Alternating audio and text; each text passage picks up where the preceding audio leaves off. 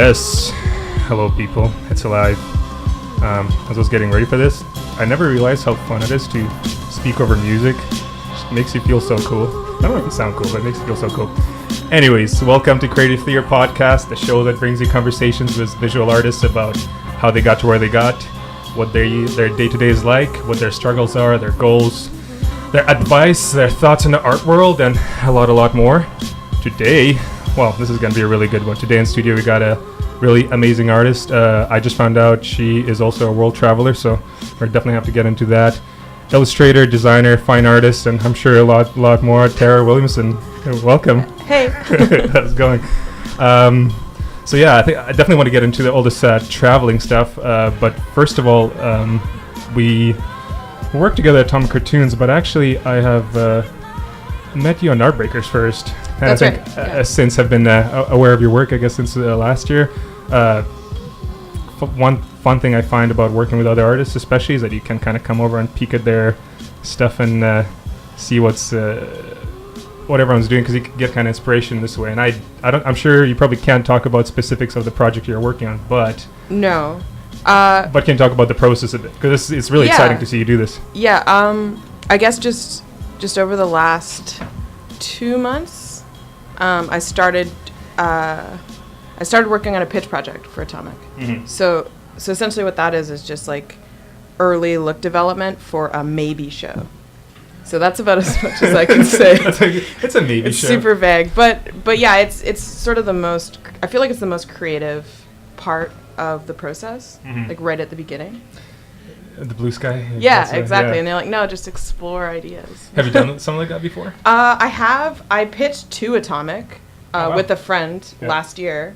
So I went through that process, which is more like you bring them an idea and you develop that. Oh, sorry. Yeah, just close enough. That's good. Yeah. Yeah, so that was sort of like, I already somewhat understood the process of pitching through that, but this is different because I'm doing it on behalf of the studio for a client. So. And you mentioned you're also doing it in your style, or similar to.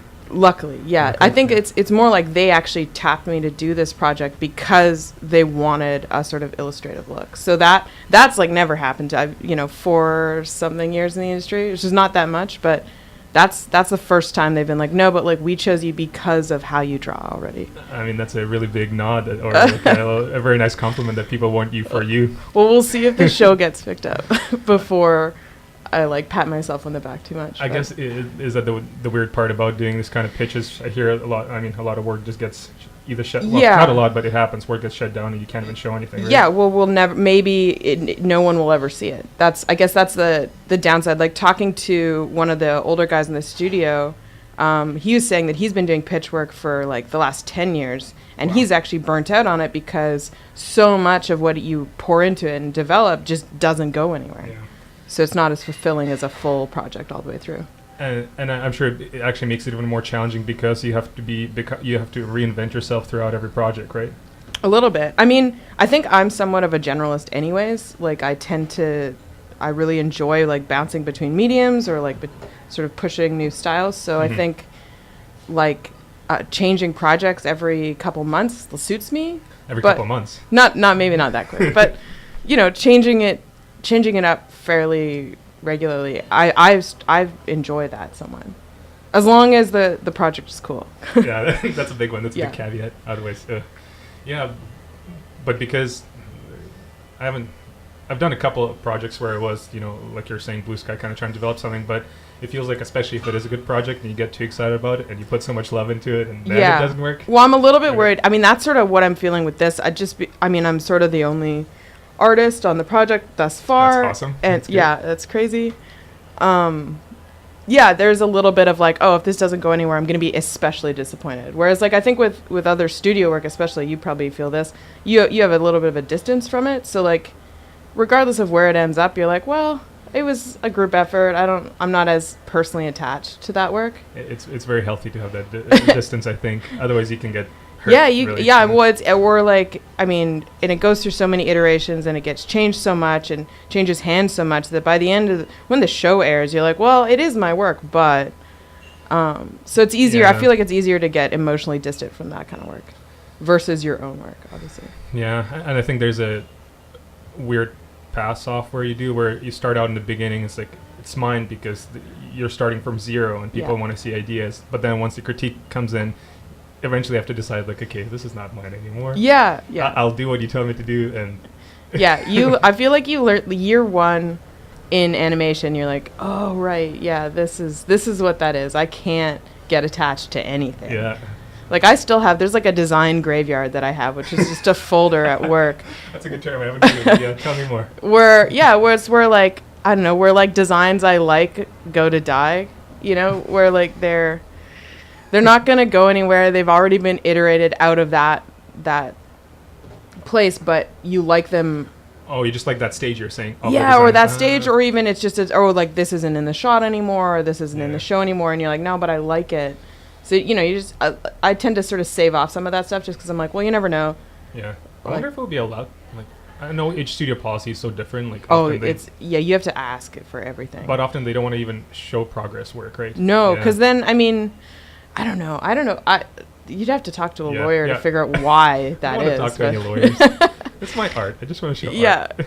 Yeah, no, it's weird. It's sort of like my own, like, I don't even really show anyone else. Like, and sometimes it's not even necessarily good work in that folder. It's just for whatever reason I liked it and yeah, well that makes it good work. Oh, whatever. What was it you just mentioned off the top? You pitched a project to Atomic, right? Okay, so actually wait, before we do that, I don't know if I did a good introduction. You're a designer at Atomic. I guess I should probably mention that. And Atomic Cartoons, because we're clearly speaking just like friends. Atomic Cartoons is an animation studio in Vancouver. And that's where we're at. Anyway, so now you have the pitch. Right, because we just know. I'm assuming everyone knows everything. Yeah. Right, okay. So Atomic is a studio that accepts in-house pitches. So they, like, anyone who works there can come to them with an idea and say, hey, how about we make this into a show? And you go through that process with them. And so this whole thing for me actually started, I was thinking about, a bunch of my friends were doing them at the time at the studio, and I was like, oh, that's neat. I kind of think maybe I want to do that. I didn't have any idea really yet. You just knew you wanted to do it. I kind of knew that it was something I wanted to try. So what actually happened was I went through the idea program at Capilano like 8 years ago or something, and last year they approached me to do a mentorship project with one of their final students. Oh, wow. So like third year student or something, and they're like, hey, do you want to like take this student through like a project as like an art director, and you sort of help them develop something? I was like, oh, that sounds neat. Sure, why not? And so I ended up doing that. It was actually, the student was my friend already, so that worked out super well. Yeah, that's kind of why I said yes. And so we sat down, and initially we were maybe going to do like a portfolio piece, but I was like, well, I kind of want to do this pitch anyways. Why don't we structure your project as a pitch? And I'll just play art director, and we'll develop that. And I wasn't intending to pitch it at all, but I did go to Atomic. I was like, hey, I'm doing this project with this student.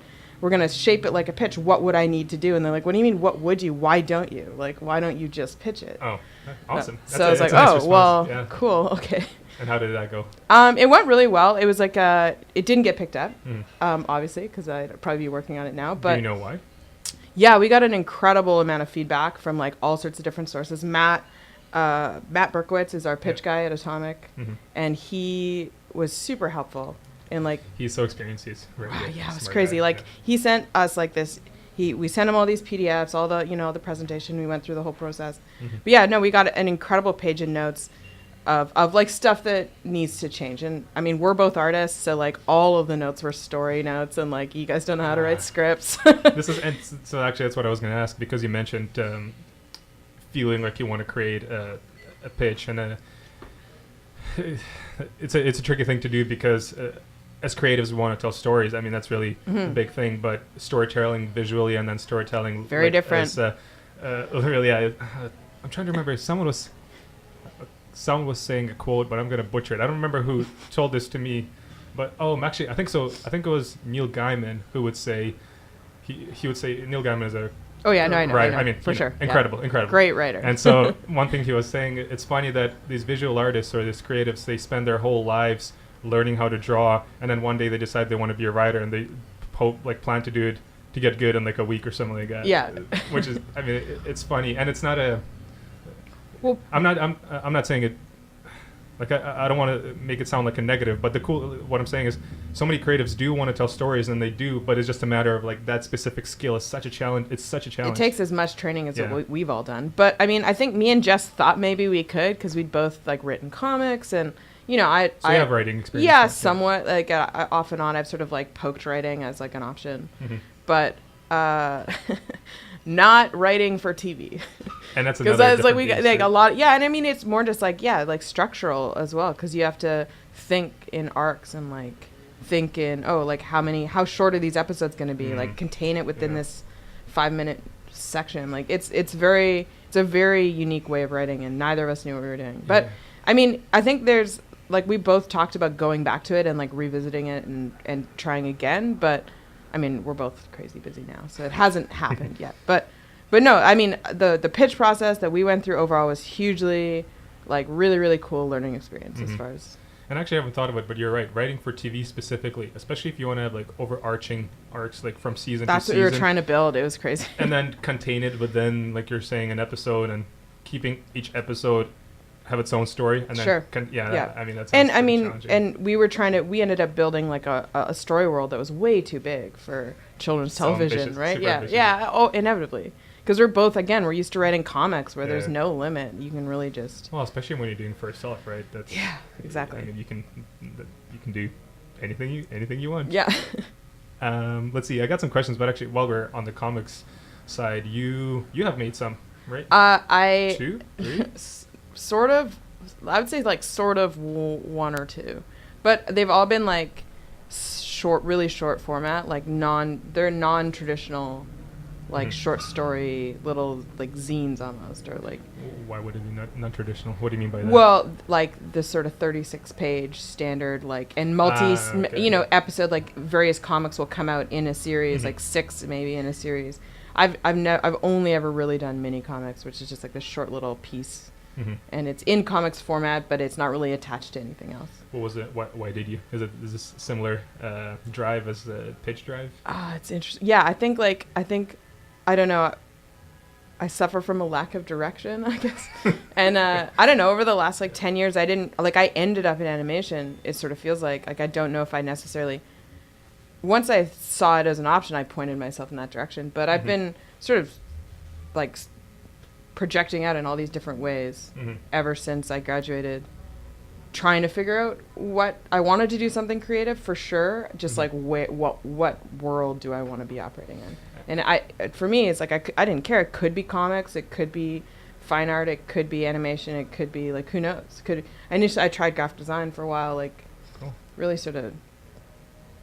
I don't know. Yeah, but that's what you're saying. You're okay with all everything. It kind of excites you, draws you to it, which is why you ended up doing a comic. I think so. Yeah, I think I wanted to. I think for me, it's like.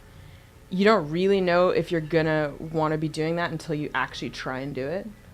So like and I've never really regretted trying to make it in various different. Well, that's the best attitude. I hope it is. When people ask, "Oh, how do you do this?" I mean, you just. And then I talk to like specialists who've just like they get out of school and they've been animation this whole time and they're all art directors now, and I'm like, okay, well, like focus pays off too. Yeah. Like it's just not. I don't know if it's in me to not want to try different stuff all the time. Do you think it's in you yet, or it just isn't? I don't know. I guess we'll find out. Yeah, because one of the first questions I was thinking for you is that visiting your website, I mean, from game art to character design to comic books to print, I mean, you've done everything, and it's... Or I don't know if everything. I'm sure you can keep finding all the other... More. Yeah, definitely is. Art world is huge, but it's cool that, to me, because I can relate to you in that way because I get excited about a lot of things and I want to pursue a lot of them as well. I feel like maybe I always feel like I suffer from not like I just don't have enough life to, or like you want to live all these different lives somewhat. Like I could see a like really cool like career path in almost every one of those disciplines. It's just a matter of like eventually I have to choose something, right? So that's sort of where I'm at now. Like I have somewhat chosen animation as a I liked it enough. It felt creative enough in the right way for me to start to pursue it more focused, as we were talking about. But when you say you don't have enough, you said, is that how you say you don't have enough life? I said it badly. It's more just like there's all these possibilities, and you could almost see like a really good life in each and every one of them. It's just a matter of like eventually you have to choose something. I thought what you're talking about is you don't have enough life to have experience to have life experience to get into these, but I guess it's a different topic. That we can talk about that later. But no, this is more just like I don't have enough years in me to like pursue all these things as much as I'd like to. Which is the reality of life, is that? It's more just like a human thing. Where you're like, oh, like I can sit like who doesn't just sit there and be like, well, what if I was a tattoo artist? I could do that, I guess. I definitely think about this a lot, and actually one of the guests, Yusuf, who was on here. And you know Alan Parker as well. These guys. When did Alan do? We did actually. I mean, maybe like a year ago when I was practicing, or when I was planning to do this podcast. But then before I had a chat with Save on Radio here, he helped me. We did some tests. You should get him back on. Oh no, he's definitely coming back. I got my doc, Word doc here of like all the people I want to get on the show. Anyways, but him, I really enjoyed talking to him and Yusuf because they're both, and we can name a lot more people who are like that as well, but they're both interested in a lot of things, but they had this clear path of how that all comes together, because if the road leads you to art directing, it's smart to have experience in these multiple avenues. Yeah, and they start developing really specific skills to get them there. So. Totally. And so if that's the goal, right? You're not running towards art directing position yet? I mean, I feel like now that I've been in animation for a little while, it feels like the natural progression of like my skill set, especially because I am a little bit of a generalist, and because I like trying out different mediums, and I like creative control. Yeah. I mean, it feels natural to move towards that, and I've been told by other people in the industry as well that's probably a good way for me to go. Like, yeah. So I mean, but okay. People say a lot of things. What do you want to do? Yeah, I want to try it. Yeah, like I said before, like I personally like, I don't know until I'm in it whether or not it's something that I want. It's fair enough. So yeah, I've definitely. I think that's partly why my resume is all over the place. Is because like, well, I'll try it out and let's find out whether it's an option. Are you giving yourself a deadline for when you have to commit to something? No, I should. No, maybe not. Just keep I probably should. I think listening to one of your podcasts a little while ago actually, and they were talking about like setting those 5-year, 10-year goals, and he even put you on the spot being like, "What's your 10-year goal?" And you're like, "I don't know." And I feel that myself a little bit. Like if I think 5 years ahead of now, I mean, yeah. Do you have those? So I'm gonna try. You just asked yourself for me, so please tell me. I mean, okay, somewhat. I would like to be art directing at that point. If I'm still in animation, which I somewhat plan to be right now, I think I would like to be at least art lead or art directing. It doesn't have to be in animation. Maybe games would be. I've always kind of wanted to try game design. We'll see. You just want to try everything. I do. That's what I like. Don't have enough lives to try all the things I genuinely want to try. But so that's I think that's my biggest struggle is just like, okay, Tara, pick something, and pursue that. And then whenever I do focus, it works out really well. It's just. I think that's what it is to learn. Finally, that you're an adult is when you figure out, oh wait, there's like life is actually, you don't have all the time. Yeah, well, I think, and I've been operating, especially even in animation, a little bit. Like I think it's only been within the last year or so, and Alan can relate to this too, where I've started to really think, oh, like I could just do this forever, but it's there's no momentum. Like I can just be a designer forever, but I don't think that's enough for me. I think. To satisfy you, to be happy? Yeah, I think it's not. I like over the last year especially, I started to sort of hit a wall as far as like how fulfilled I was at work, because I like once you solve the initial problem of a new show, which is like, okay, new style, new pipeline, whatever. Once you solve all that, it's just execution. Then it's just production. And the way my brain works, like I kind of want to like. I mean, we're always putting out fires, but like I want to be problem solving kind of all the time. And so I think for me to do that, I have to move out of just production design, I guess. Or just move basically high, I think, right? Yeah, inevitably. Yeah. And be careful what you wish for. I know. No, and every time I hang out with art directors, they're like, "You're crazy. You don't want this." That's what so I wanted to ask you is that would you be willing to let go of basically producing or, generating art? Yeah, just at work. Yeah, I mean, that was sort of the big question I posed to myself last year was like, are you okay with not drawing at work?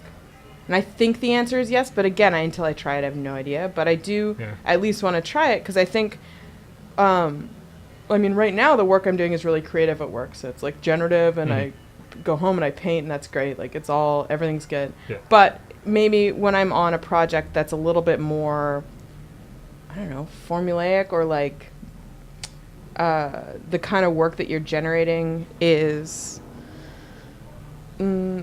just production stuff. You're really just you're generating turnarounds, you're generating production backgrounds, and it's all very like systematic. That I don't do so well with. And just I completely understand. Sitting down and generating like without really being like, you sort of lose a lot of the creativity, and so I could happily give that up. I feel like that's also more common, at least from my observation, in 2D animation rather than 3D. Yeah. I think a little bit, or at least that's what I felt like kind of observing people working on 2D while I was on the 3D show. It felt like, just because for backgrounds, it's like you're saying, especially, in a 2D animation, you're often reusing assets that are already existing to kind of blend them together because the look is so distinct and defined. Yeah, no, it's all like efficiency management, how to get all these designs to be the most efficient. And like some people are really drawn, there's like a billion different types of artists out there. I think I'm just more drawn to just sort of freeform blue sky, like you said, creation. And so I think I could give up being like a technical artist at work and do that in my free time, as long, because I still think like you're still being creative somewhat. There's a lot more meetings, which nobody likes, but that's right. But I think you still like. I mean, the creative control that you get, and the sort of the greater vision and orchestrating all these other artists, and I think there's like an aspect of my personality that enjoys that as well. So yeah, maybe it'll be a really good fit. We'll see. You never know. Yeah, I guess like you said, you have to try to find out. As long as they give you free time, right? That's another. Yeah. I know everyone I know works too much. That seems to be the connection between everyone working in this animation field and even games, I guess. Yeah. It seems like the bigger the bigger the paycheck, the less time you have. And then the less art you do. Yeah, I mean it's interesting because like I feel like I somewhat, and I've talked to some other artists about this, like I draw somewhat compulsively. Like I don't know if that's not the word. You gotta explain a little bit more, Yeah, maybe that's not the word, but it's like I'm just outside of work, even if I'm not generating something that I'm super excited about, I am still like I can't not draw. Yeah, no. Like I can't do it. So that's because we're weirdos. So I feel like artists drawing all the time. Yeah, so even if I wasn't necessarily like super creative at work, I think it would balance out in the rest of my time. And so then I guess the next question in my head would be then, how do you continue improving your skill? Because that's another tough one. Or do you let go of that idea eventually? I think that I'd be refining a different skill set during your free time, or you mean at work? Well, both. Somewhat. It'd be all about big picture thinking and learning how to orchestrate a large team of artists to execute like a singular vision. Like that's its own skill set for sure. Which is, I mean, for me, I don't have to be challenged hugely technically as an artist to feel fulfilled. I think I just need to be challenged full stop. That's cool. Because I've hobbies stuff, like I dabbled in like trying to learn how to, I love learning new languages, I love learning music, so like there's other ways to feed that, I think. It sounds like you know yourself quite well at this point. Would you say that? No? I'd hesitate to say that. Okay, maybe at least it sounds like you know what not to do. Yeah, I think I've fallen into the trap of like tying too much of myself into being technically good as an artist, and it's not good for your emotional state if That's a weird one to let go if you of. Aren't and I think one. Yeah, exactly. And also like it feels like the way, like if I track my progression as an artist, there's these like long plateaus where you're not really like you've hit a certain level of skill, and then it takes a little while. There needs to be something that really radically changes for you to do another like growth spurt, I guess. Have you found any tricks to get that? Are you willing to give away secrets? I mean, it's hard on an audio podcast to talk about like technical tricks, but I mean, let's try. Okay. We don't have. I don't know. Life drawing. Yeah. That's the only thing I ever like hands down recommend to anyone who wants to get better at drawing is like life drawing in a studio setting where you have a model, but honestly just taking your sketchbook everywhere you go and drawing from life as much as possible. No, you can never do enough.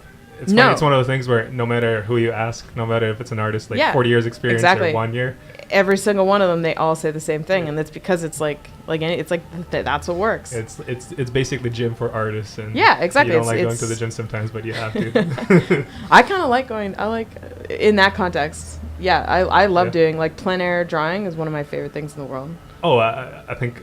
Well, I would say a lot of people do love it. I think it's just a matter of actually executing on that. On the wish, it's that's true. Either getting out. I'm actually very impressed. Have you read that the Richard Schmid book, Alla Prima? No. Okay, I can send you. The PDF. Although, maybe. You can write it down. I shouldn't say I'll send you a PDF. I'll say we'll buy a book. No, he's incredible. I actually should own that book. But you would see in his book.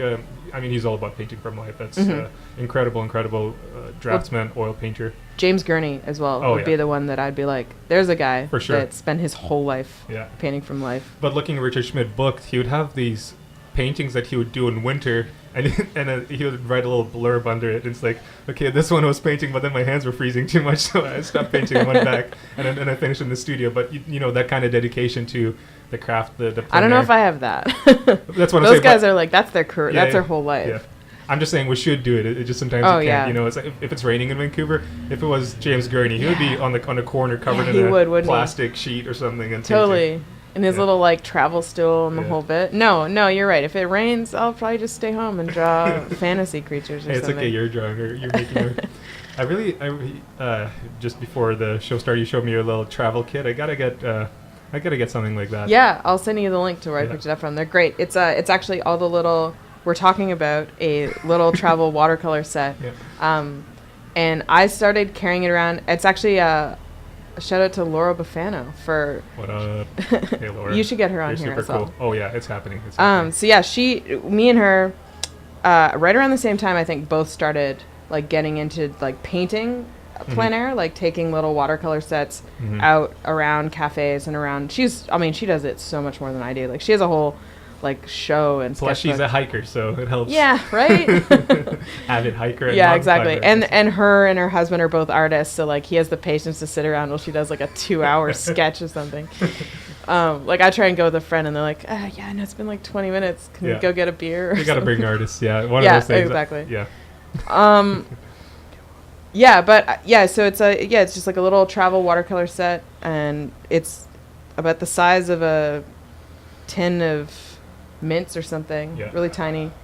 And I honestly, there's like I initially put it together for traveling, for going traveling, like we were talking about, just because you have to keep your kit really small when you're backpacking. So that's initially what it, and then I've just carried it ever since because it's great to have. It's the best habit. It's especially fun. for an artist. But one thing I want to try to get, and I think I'll just have to build it because it's so hard to find, but like a travel kit for oil painting. Oh, good luck. I know, right? So Jesus. That's because follow this guy, Jeremy Lipking on Well, Instagram. how do you, like, because it takes so long to dry, so how would you? So, but I think what they end up doing is just like I've seen some setups where when you carry the easel on your back, and it usually be like a tiny square on the back of it, you can either put the painting inside, but it's you kind of hold it inside so it doesn't bounce around, but there's space between the front. Anyway, I'm sure you can come up with a setup. What I'm saying is it is difficult to come up with a really good setup. Yeah. Or I've seen guys where their painting would be attached to the back of the easel and facing out, so when you walk with it, it just like basically hope nobody like runs into you. Yeah, or like particles down. Yeah, but I know it doesn't have to be oils, but if that's the preferred medium, and lately it's been one of those for me, it'll be pretty nice, but then it means buy smaller tubes of oil paint, Yeah. and I mean all of it, even One of those little yeah. cases that keep it all like sealed in or Yeah. whatever. And I then bet you can get one. turpentine to carry. I mean, that's another It's weird like thing. a lot of stuff Oil involved. is messy. Yeah, it's tough. It's like such a. I haven't painted I in still oils want in to. years, Yeah. just because I don't have the studio space for it. Yeah, it's smelly and it's messy. And Yeah, it's all that. exactly. So Yeah. I mean, I think that's why like more than like I like acrylic a lot and I like oils a lot, but I think like water media was always a big draw for me only because it's like super portable Mhm. and it plays really well with other mediums. So I tend to there's like a lot of colored pencil like after the fact, and yeah, there's like it I don't know, it just seems the most versatile. That's why lately I've been getting into watercolors. Yeah, for I've that seen those. reason. Those are great. It's also easier to do at home. You can just Yeah, get a exactly. small That's setup. honestly like over and over. That's what I'm coming back to. I think it's because, and I come back to traditional media, especially because we spend 8 hours a day on a computer. Exactly, So like yeah. the last thing I want to do, even though like the work that would be the most effective for doing like portfolio work or for doing like the smart thing would Yeah, be yeah. go home and draw on my That's what I'm talking tablet. about, yeah. And I bought this like state of the art thing, and I never use it because I get home and it's the last thing I want to do is turn on my computer. Yeah. So does that? I was gonna say, does it mean you like one more than the other, or does it just No. mean because you get to do one? I think already? I just burn out on the Oh, yeah, one, yeah, and yeah, then that's how I feel. because too. I think when I took a break, maybe like 2 years ago Mhm. from the like I think I did like 6 months of just doing my own thing a little bit. Strong, yeah. That was back when I had a cheaper apartment, so I cannot do that The health anymore. things helps, yeah. But it was neat. It was like I took the summer off a little bit, and I was just working on portfolio stuff. And yeah, every day I was working on the tablet. So like it's because not, you're not doing it for work. yeah, exactly. Yeah, So I was yeah, like, yeah. I enjoyed it. Like I genuinely enjoyed doing digital back then. But like Yeah. I think that's it's like you burn out on one and you don't want to do it anymore. Yeah, exactly. And that's why I go home and do something else. And I also feel guilty about not doing more. Should stuff for never feel portfolio. guilty though, because like we really, I get that too. But like at the end of the day, you have a 9 to 5 job of generating art. Like that was another thing that I sort of like been pushing myself into this last year is like I was like torturing myself to do more work when I got home from work, and like taking on freelance and taking on like lots of art shows and lots of like so much extra stuff because I just felt like I wasn't pursuing being an artist enough. Even though I had a job as an artist, I was like, no, it's not enough. And yeah, no, that was partly that break, because I completely just burnt myself. It's funny that you said the word torture. You tortured yourself at work. I don't know. I'm being dramatic. But it could feel like that, especially when you don't want to do it and you eventually Well, don't. it does. It's. I mean, the gym analogy is pretty accurate there, where you're like, oh Christ, I said I'd do this. I really have to Going now. to the gym every day. Yeah, but like every day, nonstop, 10-hour days, all the way. Yeah, It's like yeah. it gets to a point when it's like it becomes there's nothing else in your life but Mhm. work, and that's no good. I think it's easy to forget that also life is not about work.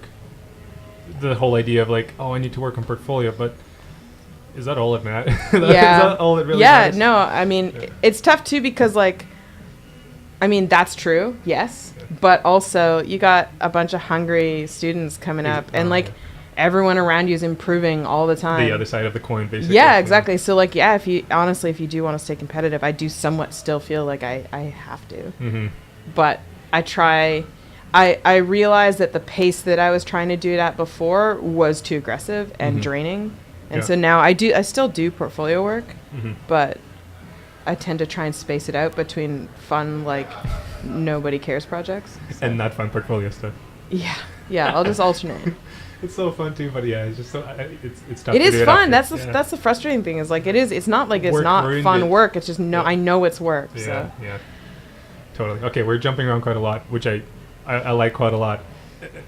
But yeah, so this giant list of questions. That's what I Okay. always do to myself. But let's go back to so the fact that you do so many different types of art. Which one have you found most challenging so far, out of all the things you try to pursue? That's a tough question. I mean, they all have their own challenges. I guess. I mean, yeah, I guess I honestly animation maybe just because it's like we talked about. I'm sort of more my background is illustration, Mhm. so it was a pretty big. like I had the technical skills to do the work, but it was like a real learning curve to get into drawing for animation, especially character design, which is not, it's not intuitive for me to draw with an animation line. It's not, you know, I didn't learn how to draw with the foundation being movement or being like movement capable. So like that the process of like learning how to do that properly has been quite a challenge. And have you found, a bit of a leading question, have you found that pursuing a different medium gets rid of those plateaus that you talked about, you know, in your skill level? Like, do you mean like after work doing my own stuff, or do you mean what just I mean like, by like pushing myself within the industry into different? Even just so trying to do, like, let's say you did a comic book or you did some prints. Does that overall? What I'm asking, do you find that trying different things overall increases your skill level? I don't know about overall, but it does. You get the same, like chemical reaction in your mind from learning a new skill as you would from progressing overall technically as an artist. You go through that, oh my god, I figured it out process of like rapid learning. So I think like it fulfills the part of me that wants to acquire knowledge and learn new things. Whether it makes me a better overall artist, I don't know. You don't know? I couldn't speak to that. I mean, maybe the best way to gauge it would be to like go back 4 years ago and look at my work then and like try and like figure it out. But I don't know. I find it creative fulfilling. So like at the end of the day, like I don't know if my end goal is necessarily to be technically the best artist, but I do want to keep learning, I guess, and I want to keep like pursuing new skills and new knowledge. So I think the end result of doing all of that will lead. It so far has led to me becoming a better artist, but yeah. I don't know. And it's actually very challenging overall doing studies rather than like imaginative work, because that, it's like you're saying, you know, how much of technical skill do you want to pick up and how much of creativity do you want to involve in there as well? And if I'm being perfectly honest, I tend to do almost 90% imaginative work, just that's cool. That's your messing around versus doing like good plein air studies. But again, whenever I do the sort of homework type drawing, I do improve. Like I can see improvement when I push myself to do that stuff. So the question that I just asked, I found that I feel like doing watercolors and then transitioning those into oils, if it doesn't make me better, I found that it helps me solve issues that I had in one medium, but by doing the other one I'm like, oh, I could do this in this one in a similar manner. So that I found that helped. Yeah. I think maybe there's something in bouncing around between all these mediums, is like when you're working in traditional media, there's like a subset, there's like limitations in each medium, and so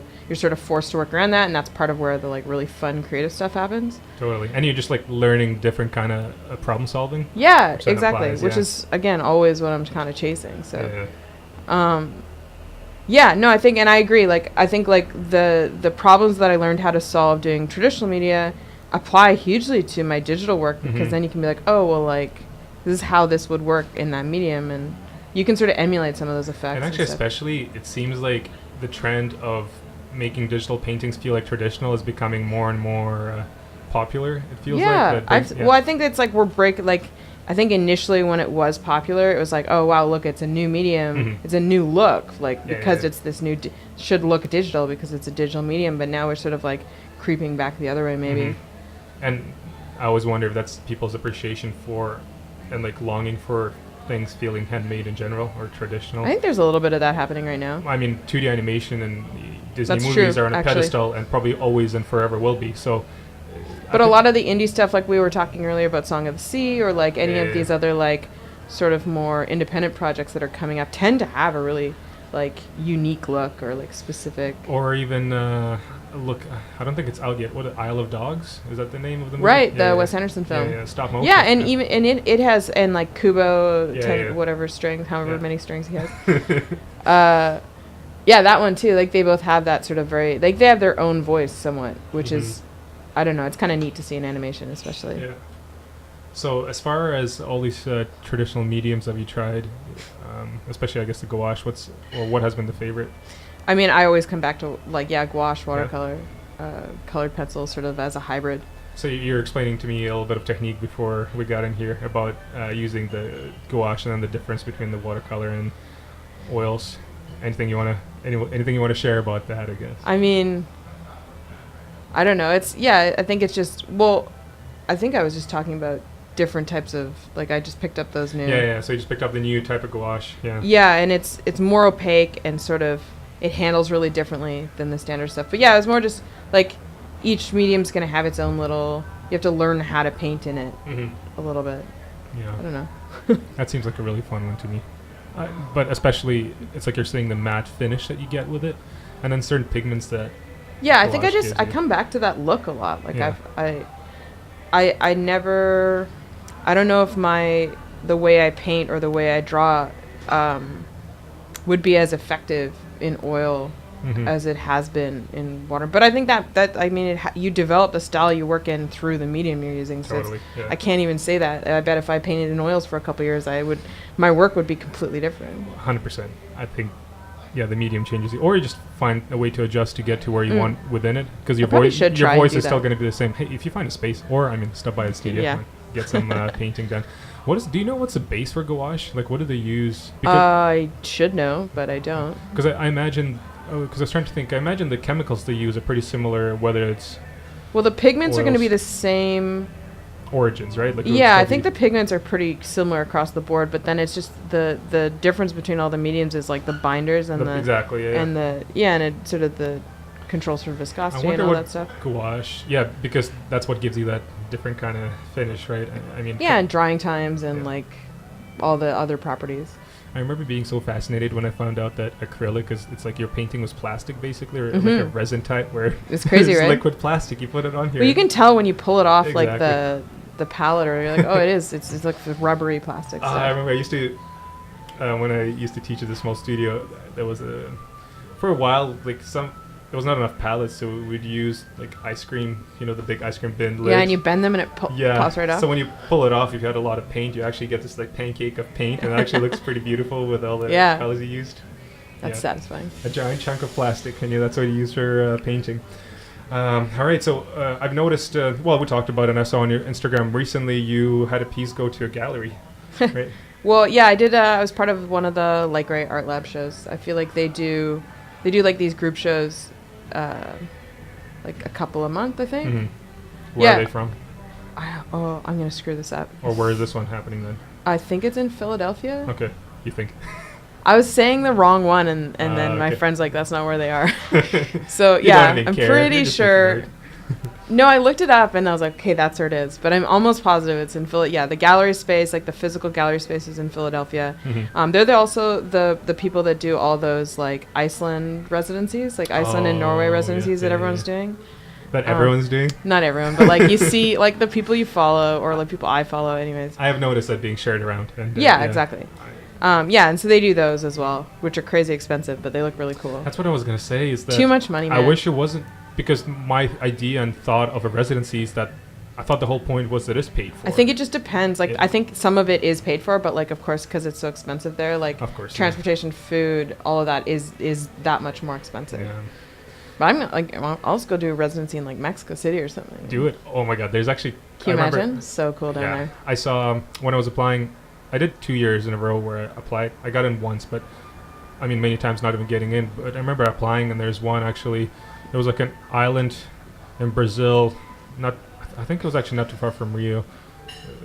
And I remember in the description they're like, you should be okay with living with animals around you, because we have, I think they said peacocks and like, I think some sort Crazy. of monkey, like on an island. They're saying like, oh yeah, there's like animals around, don't freak out. But meaning, I think they're actually part of the residency, or like the place where people live. Or just like, it's like, it was their animals. Anyways, I thought it was so cool. Like, imagine going. You didn't go though? I don't remember if I applied.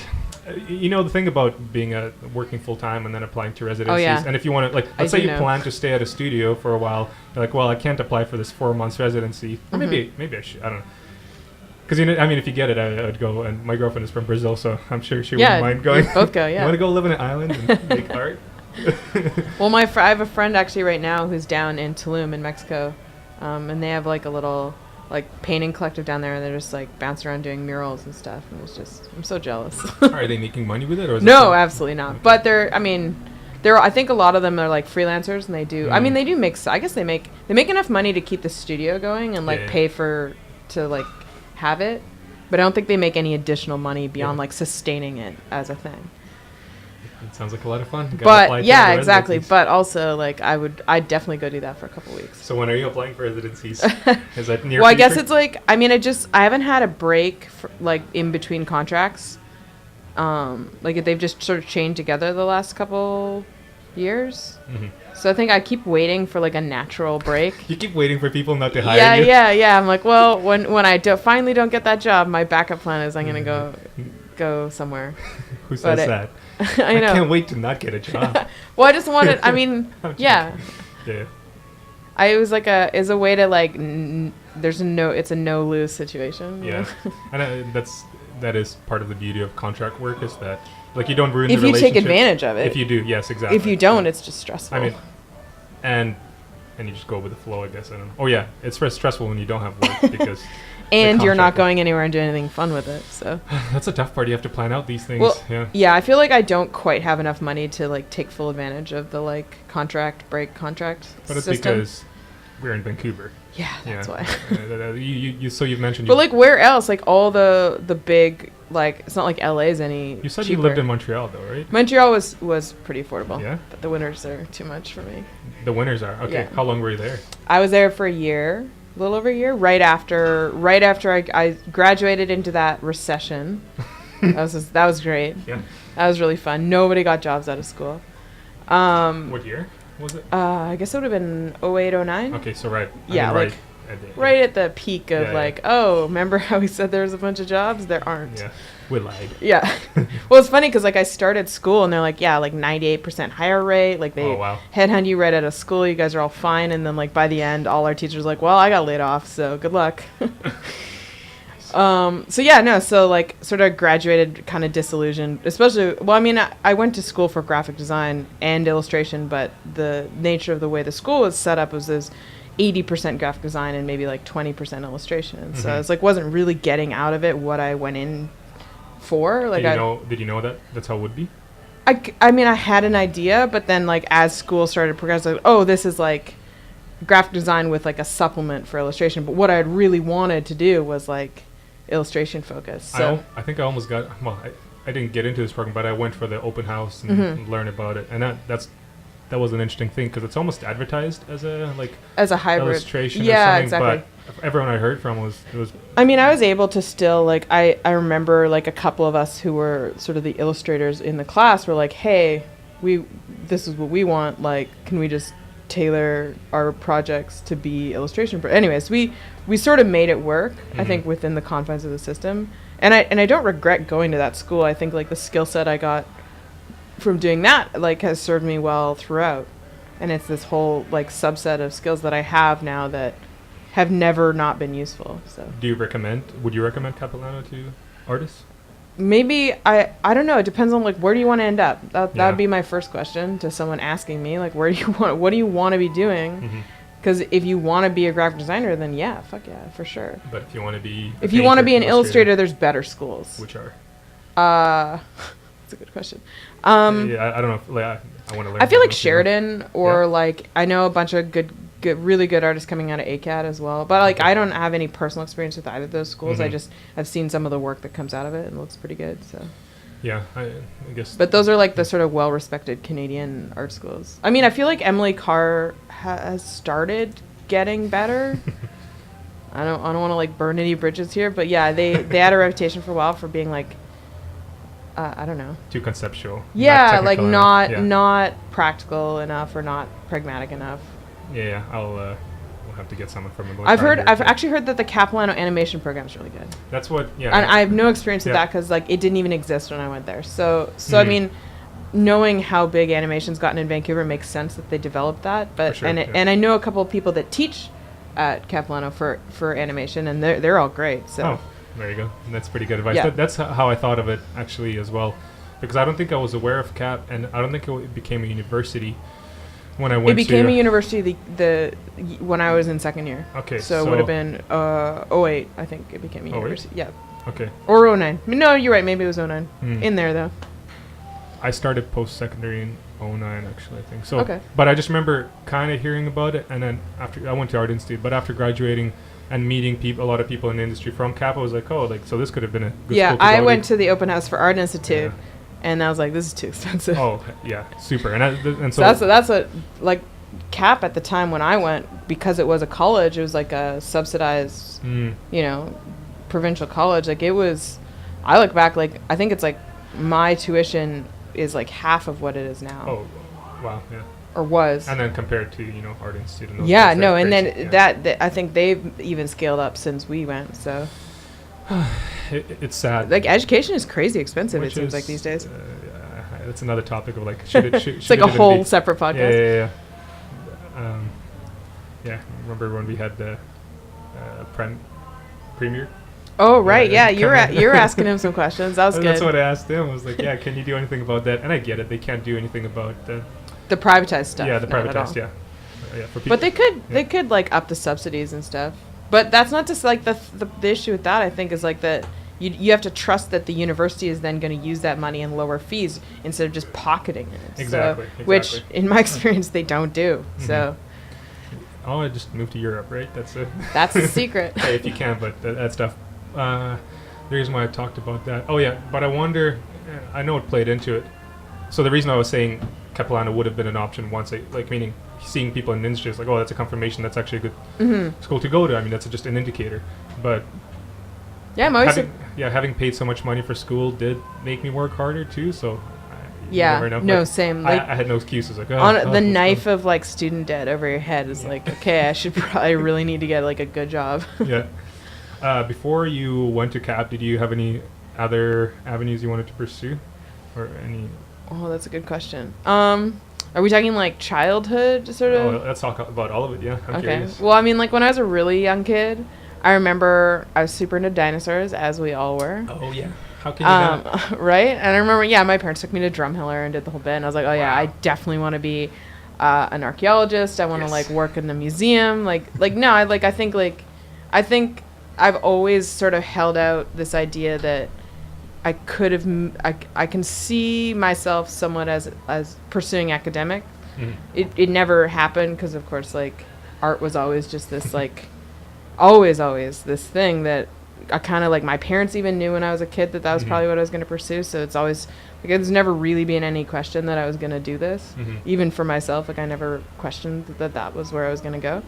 But I definitely remember when I was younger, like, oh, maybe I'll be like this, like, I don't know, dinosaur scientist or something. That's awesome. But it didn't pan out because then I figured out, oh yeah, like what goes into that, insane amounts of like work and dense research and then- nothing I enjoy. And So. probably not a lot of money as well, Oh unfortunately. yeah, no, which like kinda sucks. every aspect Yeah. of that stopped being appealing once I like approached it as an adult. But what else did I sort of pursue? I think initially when I was really young, I remember wanting to be a writer.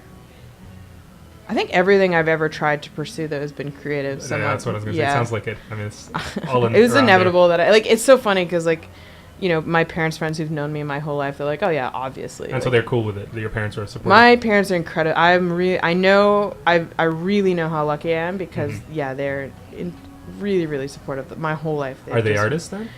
Yeah, I mean more like my dad does finished carpentry, so Okay. like furniture and sort of like finished interiors and stuff. So yeah, like I would say he's an artist, but he works medium woodwork, I guess. Cool. And my mom actually went to school. I don't know if she doesn't do it as a career or never did it as a career, but she pursued like textile art when she was younger in college and stuff. So I think yeah, they both come from like an arts So background. basically, they get you. They get you. Yeah, I think so.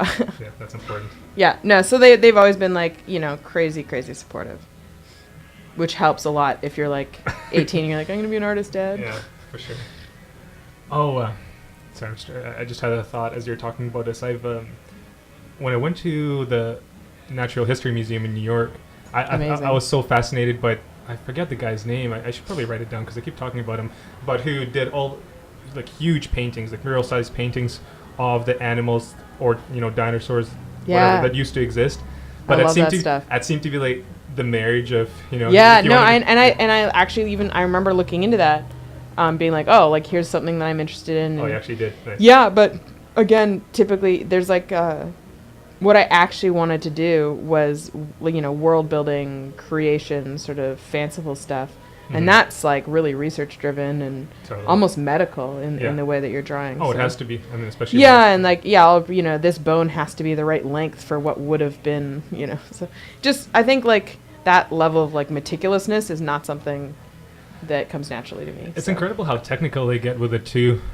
Especially, let's say, once you learn how muscles attach to bones, Yeah. and then trying to kind of guess how big the muscle was. Would have been based on the And then bone you just structure. and then you look at like crocodiles and try to guess how a dinosaur was based on. Yeah, it's Totally, yeah, using like existing fascinating. lizards and stuff. Yeah, no, I think like you'd almost need a degree, like a biology degree, Oh, yeah. and some sort of paleontology degree, and really good drawing skills. basically you have to love it so much that you don't think about anything else. Yeah, like that would be. I think that's one of those examples of like a super specialized life somewhere Mhm. where they've like really honed down and narrowed down into this one place. Yeah. Whereas like I'm so far from any of that.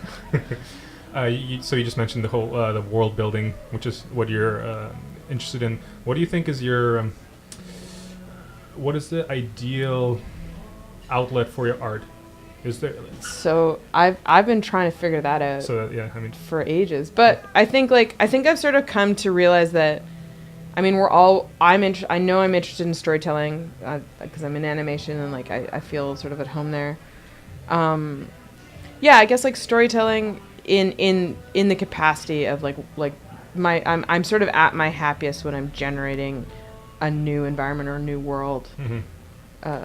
And have you ever thought of how you want other people to see your art? I wonder if that helps. Like from an outsider like perspective, how do you think?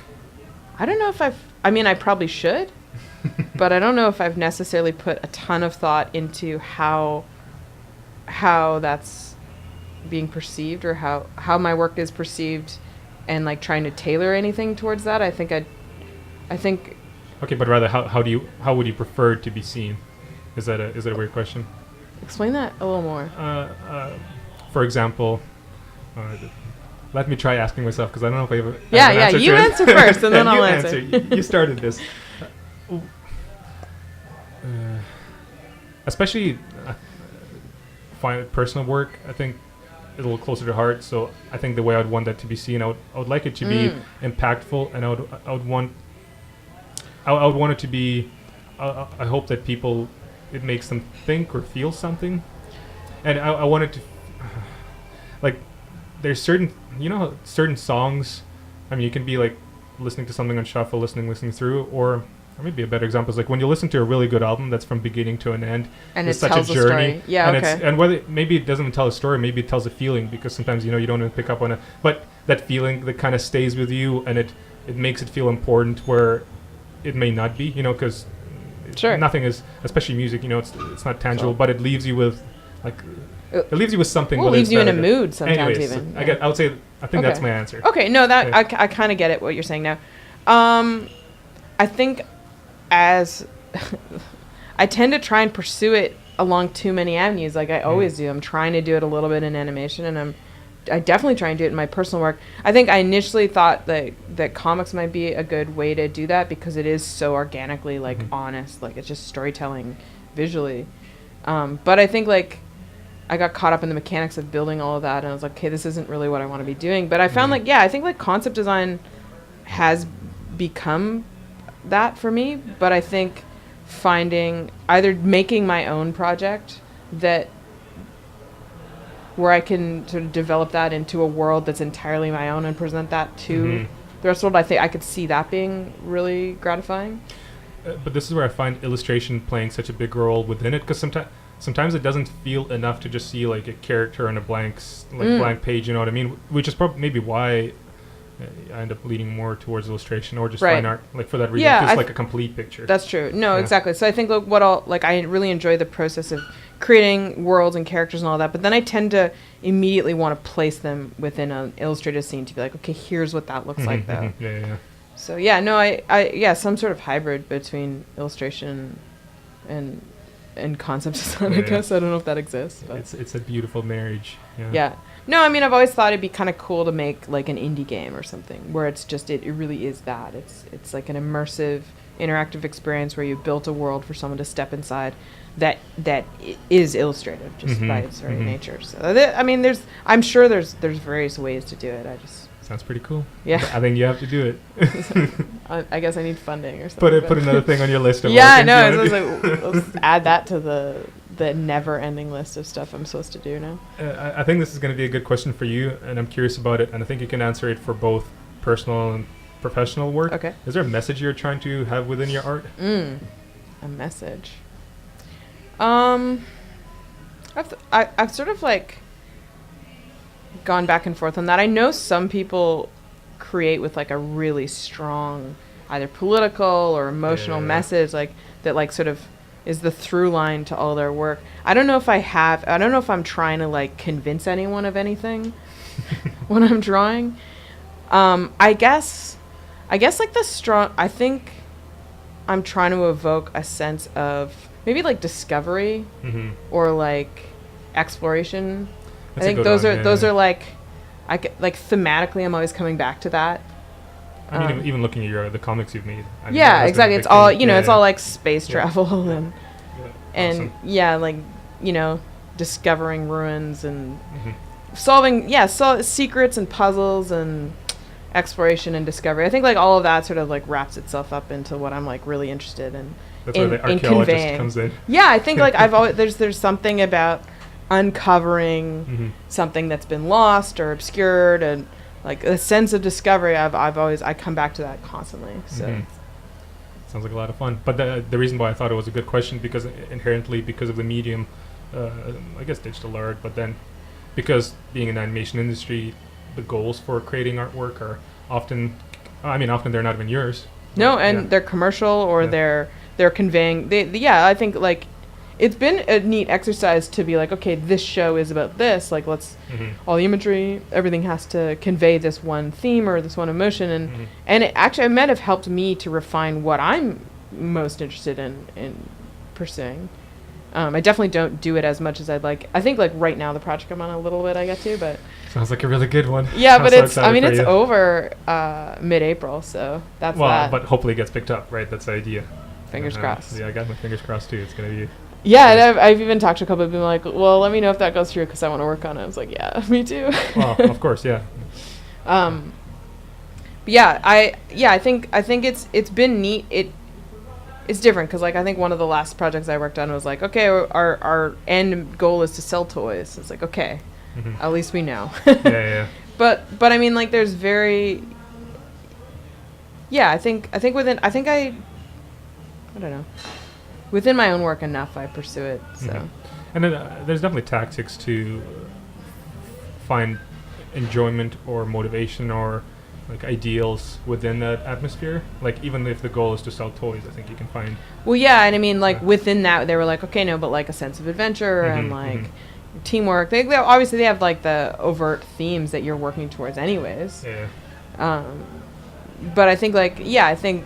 Often with commercial work, like with work within the studio, the end goal is to make it watchable for like and it's for children, so it's not even what I'm drawn to, it's what they might be drawn to. You're telling me you don't watch cartoons? I do watch cartoons.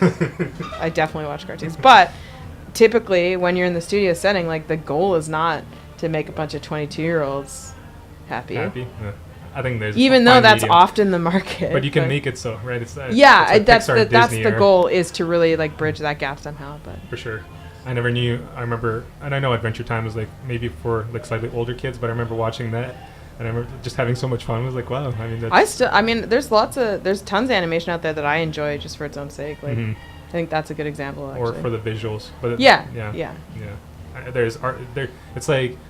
You can still be an artist and make something for kids. Yeah. It's actually kind of sad when you can see people thinking they can get away with not making good art because it is for kids. That's actually that's sort of maybe my like when we were talking about messages or mission, like at least somewhat trying to inject within the industry that we're in the utmost like creativity and like I don't know, like pushing our medium of animation a little bit further than it can. Like we've all seen everyone like dial it in a little bit on various projects, and I think like we have such a opportunity to push I don't know, push animation and entertainment in neat ways, and it doesn't always get done, and be cool to for sure.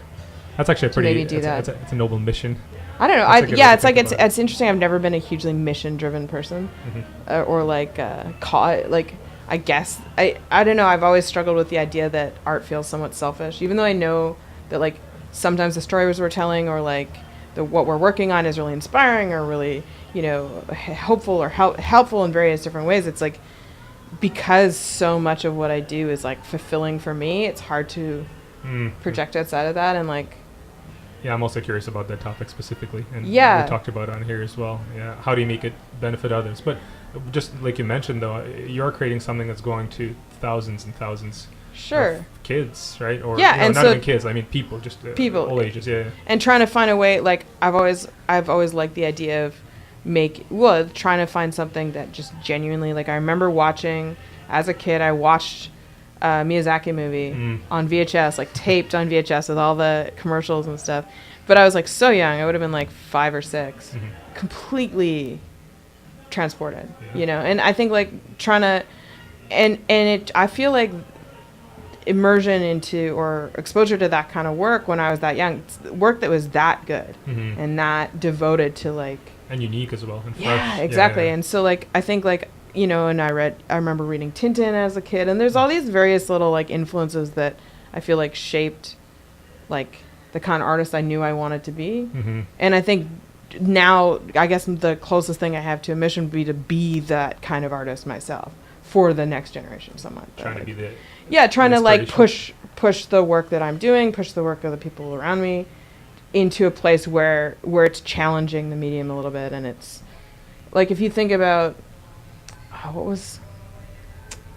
No, I can't remember his name. We're just going to skip that. Yeah, okay, sure. Like a old Disney animation director used to really, like, challenge what was appropriate for kids' entertainment, like really heavy emotions and really dark, moody color palettes and sort of playing with the contrast between, like, light and dark really strongly. And so I remember a lot of the movies we grew up with were very, like, like resonant and, like, memorable. Yeah. And now they're like you're allowed. You used to be able to make kids cry, and it was fine. And we're not allowed anymore. Show them what real life is like. Well, not even that, but like take them on an emotional journey. Now it's all about. I'm getting like a little ranty here, but like now it really feels like we're insulating them in this little puffy cloud. But like, don't you think that the transition to real life is going to be that much more devastating if they've lived in this wholesome little? That's a huge conversation about. This whole, I guess these multiple generations that are upcoming about the, like you're saying, the bubble wrap and the awards for everything. And I don't know about it. I can't speak to it like as a larger cultural thing, but I know for a fact with the from what we're not allowed to do, what we're told we're not allowed to do in animation, that there's a very much of a like fragile little protection thing that we're dancing around, and I don't know. I loved those movies. I mean, Land Before Time. Within the first 10 minutes. Come on, like we can't do that. I mean, I can't imagine us being allowed to do that anymore.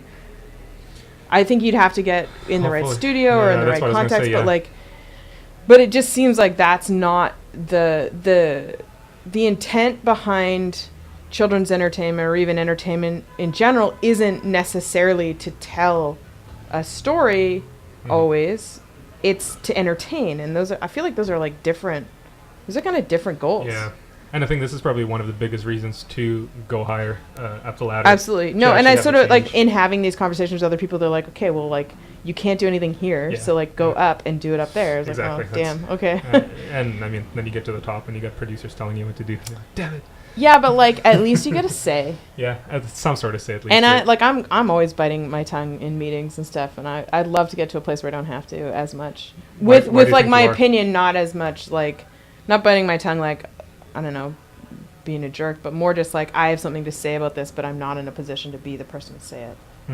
But like I'd like. Would to they be. listen? Or so far, when I've been given the freedom to just speak what I think about something, sometimes, I guess it just depends on who you're working with. For sure, yeah, if people are willing to listen. Yeah, I think like that'll go all the way up the chain. Like you're gonna get projects where no one's gonna listen to you, regardless of what your job title is. Just gonna go home being super sad. Yeah, or just go to the bar and yell about it. Yeah. I thought about this, and we don't. I mean, it's up to you if you want to get deep into it or not, depending on your opinions. But being a woman in the animation industry, is it? I mean, this topic. Yeah, I mean, it's a. No, it's cool. I can talk. I mean, it's not like I'm not afraid of talking about it. I want to hear more perspectives on that, especially in our my industry. experience of it. I mean, and granted, I've mostly been at Atomic, which seems, at least within the sphere of like, especially within design, like within my own field, I got super balanced. Okay. Like easily 50-50. And I mean, like Totally, Jen Wyatt runs it, and like exactly. we have a lot of women producers and stuff. So I feel like I'd have to work at a bunch of different studios to get a better overall perspective. Scale. I can't talk about the industry because my experience is so narrow. But that's what I'm asking, even just from your experience, let's say so far, because I think it's very important to hear people's Personally? perspective overall. Okay, yeah. Not just a. Yeah, I would say, like, personally, I'm not super shy, and I tend to speak my mind and then regret it, or not, but okay, I tend to just say what I think, which I think for whatever reason in this industry has served me really well. So I've never felt like, I feel like I tend to be able to communicate with everyone, and I feel like my ideas are heard. Awesome. Largely, yeah. I've had a very positive experience overall, and I can't really think of. I'm sure there's got to be something if I really like rack my brain. But like my overall impression of it is that this. I mean, I worked in the bar industry. I've worked in like a variety of other industries where that is like it's a very, very strong, not that at all. And so I think like coming from a background of working a bunch of other jobs where there has been like weirder imbalances and dynamics and stuff, like this has been great for me.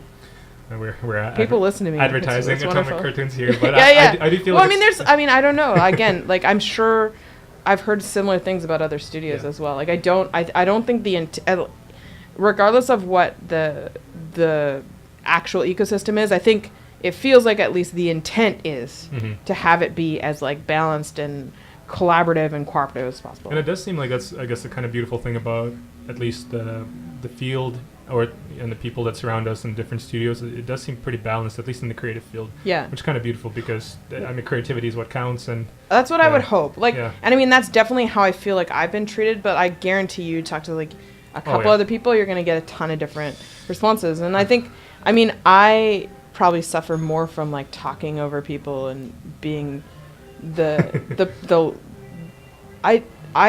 tend to have to like remind myself not to talk in meetings and not to like. But it's because of your position?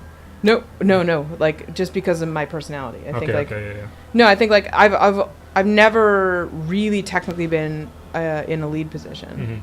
Like I'm very like not. Yeah. So I've.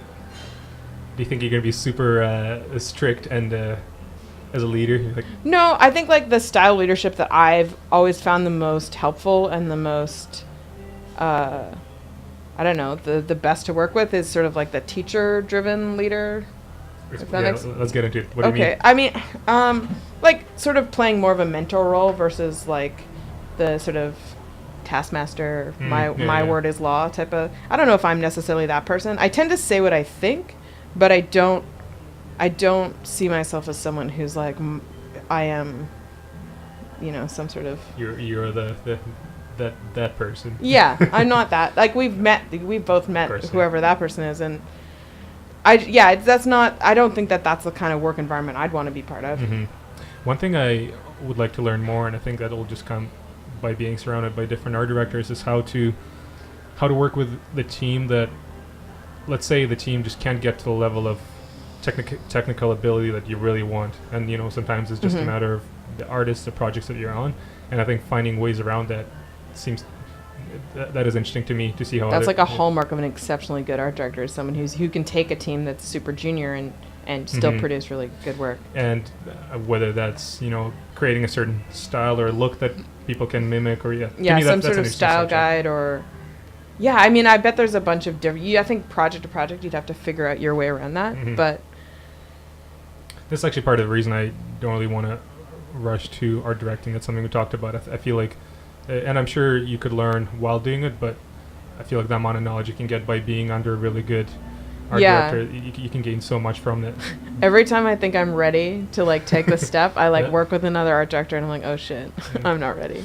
That's But I mean, I think I've heard from various people, a lot of those people especially, being like, you're never ready, just you have to Exactly. do it and then then you're ready. Like, so I mean, I think I definitely want to do a couple like lead design roles before I really tackle, like, art director's a few tiers up For from sure. where I'm at now. But Well, you never know if someone just yeah, asks you sometimes they tomorrow. just throw you in it, so who Yeah. knows. Okay. But and I would if someone was like, here, do this, I probably would try, Just jump into it. because That's my instinct is always just to try it. cool. Well, it seems like what you've been doing is basically like, I don't know how to do this, now I'm just gonna do it, which is the best Yeah, approach. and then I mean, I feel like I've been sort of tossed in that fire over and over as a young person. Like, okay, you figure it out. Good luck. Yeah, your first day behind the bar, work it out. Is that what happened? Oh yeah.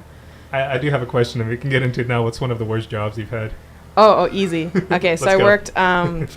I grew up on Quadra Island, and That's a cool name. I haven't heard of Quadra Island. it's okay. So it's one of the little discovery islands in between Vancouver Island and the mainland. So Mhm. it's like you go. Oh, cool. It's a couple ferries away from here. It's about 6 to 8 hours of driving and 2 Wow. ferries. So it's a ways. Wow, okay. But yeah, so it's a small island, kind of like in between Salt Spring and maybe like Galliano or something, somewhere in the middle. And there's a big fish cannery on the island. And so when I was 18, it was sort of one of the better paid jobs, but easily one of the shittiest jobs I've ever done. And basically, you get up at like 4:45 Oh. or 5:45, depending on, and you work like 10-hour days, maybe longer. And there's a variety of things that you can do, but like it's like anywhere from like gutting fish to sorting them to taking like frozen ones out. And How old were you? I was 18. Okay. Yeah. Good time to get a It shitty was job. it was definitely it was one of my 3 jobs at the time. I was saving up to Wow. go a little bit later in that year. I went to Europe by myself. Nice. For yourself. Yeah, Brave. which is crazy. Now that I think back, I'm like an 18-year-old just like cruising around like, whoa. Hey, sounds All like a right. good time as long as you're safe. I had an incredible time. How long did you go for? That trip was 4.5 months, I think. Wow. By yourself. Yeah. That's cool. Yeah, I stayed with. I was lucky enough to sort of have a couple family friends. Mhm. So we had family friends in Germany, and in England that sort of served as like Home bases. initial. Yeah, like I flew into London and they sort of stayed with them initially and stuff. So, Get it. but yeah, I definitely got my taste for traveling when I was super young. Do you think you came back as a different person? Oh yeah, 4.5 100%. months. That's 100%. I came back as I was a super shy person in high school, and friends who know me now but didn't know me before are like impossible. There's no way. So impossible that I would like they Oh, can't yeah. I picture see, a yeah. version of me that's shy. That's so cool. So like I think I somewhat developed like Kinda have a to, right? personality. Yeah. That's funny. No, I got over whatever that block was Mhm. that I had initially. So yeah, I definitely feel like I came back different. That's why I love traveling. Yeah. Especially if you're by yourself. Well, it You was just have to good, flex. and also like I was dating someone when I left, Okay. and we dated while I was there, and I came Uh-huh. back again a kind of different person, so Yeah. we ended up breaking up. But like it was Yeah, like that's it's like one of kinda those, makes sense. yeah. Yeah. Well, you've discovered who you are. Well, like yeah, in some sort of way, right? yeah, especially who I was back then. Like I think it was, I can't imagine who I might have been if I hadn't have gone. I Mm. guess because I think it really did. It was that big of a difference. I think That's so, yeah. amazing. What about you mentioned you also lived in Glasgow? Let's get Okay, into that that. was that would have been like 4 years ago now. Okay, cool. Yeah. So How did that happen? Actually, yeah. okay, So let's go. When I turned no, I wasn't 30 yet. Like maybe like 28, 29, somewhere in there. I was in Victoria, and I'd been working as a sort of freelance graphic designer, and I'd started picking up more and more clients, and like actually was sort of like a pretty decent little business going that could sort of sustain itself, and was dating someone, and I had this little life. You had it all set up as well. I had it all set up, and I was living in Victoria at a nice apartment, and I was like, okay, this could be my life. And I sort of projected down that road, and I was like, it's not what I want. Okay. Like, and so I think like I don't know, like almost I sort of, I got rid of my apartment. I could have paid off my student loan, but I took it to Europe instead. It's a better way to go. Yeah, I don't regret it. Well, interest rates are pretty low. Yeah, and so I just bought a plane ticket. I convinced a friend of mine to go with me, and we left like a few months later. And I was like, okay, I don't want that life. Let's pick something else. You're such an adventurer. You just go for it. You go get it. Well, I mean, I also felt like I was like coming up on 30, and I was like, okay, like what do I really want? What do I really actually want here? And it's not this, so I'm gonna go. Like, and if I do, I had somewhat of an idea that I might come back and try and work in animation. Like, I kind of had that as like a loose plan. I was like, okay, if I do that, I'll probably be in Vancouver doing that for a while.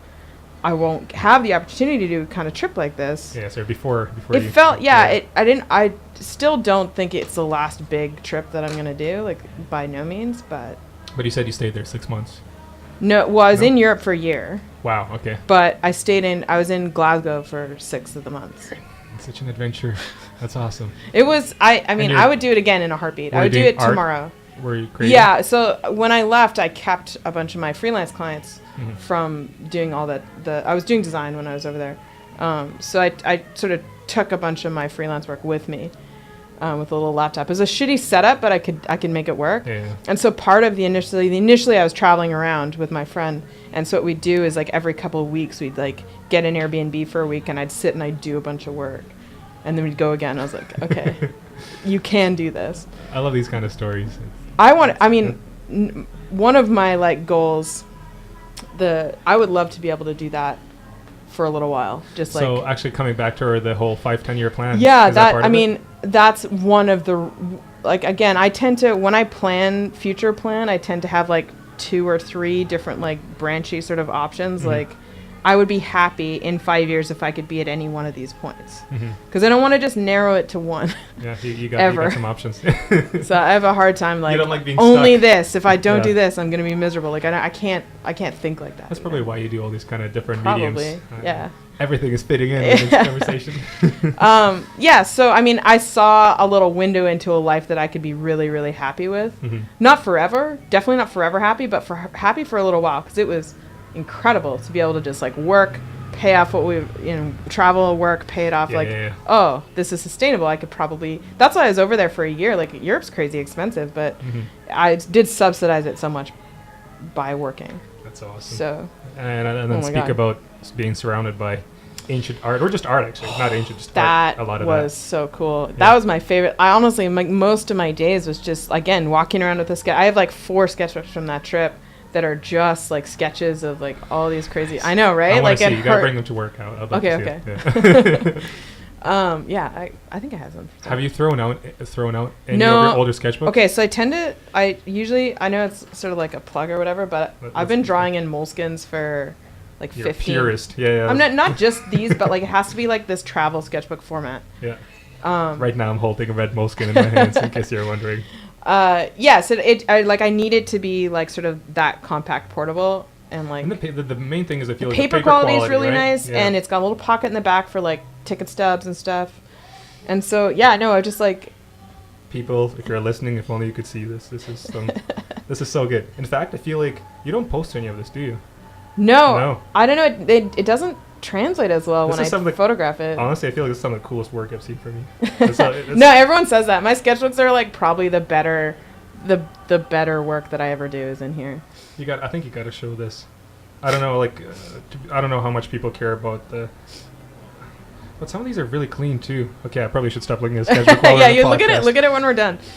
This is the best way to do a podcast. Let me look at the sketchbook and talk visual, about it. No, a nice visual medium. Yeah, that's really good. No, I probably have like a box, like a 30 So anyway, so this is a dilemma. Like, so you've never thrown out a sketchbook? I throw out the shitty ones, but there's. What does that mean, though? Like a workbook that's just like. Half our notes. Yeah, okay. I mean, there's various different like schools of thought about sketchbooks, and some people treat it really just as like scrap paper notebook. But I use scrap paper for that. When I have a sketchbook, because I'm taking it around, I think I developed the methodology of working like that. like what you just saw while I was traveling, where you sort of finish some aspects of some things. Yeah. Or like you can go back in and like paint over old sketches if you're not feeling like, there's like different kinds of creative, right? There's like generative creative, and there's just you want to render something. So that's what I'm saying. It looks like finished work is what. Yeah, like some of that is like I don't feel like mentally there enough to generate something new, but I do want to draw, so I'll go and I'll finish an old sketch or something. Yeah. So. But that's where, and part of the reason. So I'm asking you about sketchbooks because it takes up a lot of space, but on the other hand, it's. Sometimes they're like journals going back to them is so cool. I mean, yeah. as a journal, but also as ideas, you're like, oh yeah, I remember thinking about right. that, and this is so cool. And I've planned out like 5 or 10 different projects, and I have actually gone back and like pulled stuff out and worked on it now. So I think it does. I think for me at least, because I do tend to like, I don't know, render them out a little bit more, and they're not just sort of scrap. Like there's still notes and train schedules and junk in here, but I think like. There's still stuff there that's valuable to someone. I love it.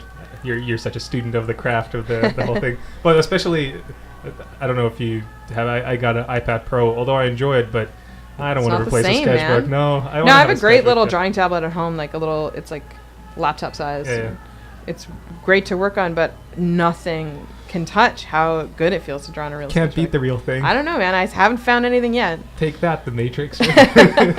Well, maybe once we all get like AR and we can just draw in nothing. That's different. That's not. I haven't tried Cool yet. Have you tried it? The VR thing? I think I've seen some. The Oculus VR. I want to try that. I want to see what that's like. I've tried the super basic drawing tools they had, or like sculpting tools. No. I want to try the. You got to try the painting one. You're the specific one. Okay, yeah. It's like just for artists. See, I feel like the future's. Yeah, like 5 years scary. from now, if that gets really optimized, if you can just draw a world and then walk within it, come Imagine on. how fit that's like what I imagined get. as a child. Like. Yeah. That's like.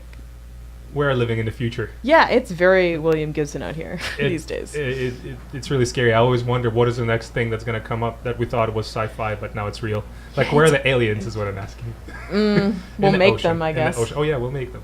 That's even it. Yeah. I mean, the next alien life form has got to be like machine learning stuff, right? Totally. We already don't understand how they think, so.